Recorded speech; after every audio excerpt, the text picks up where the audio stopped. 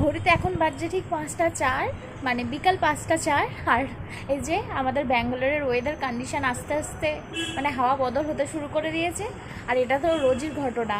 আর জোরে বৃষ্টিও শুরু হয়ে গেছে এই যে।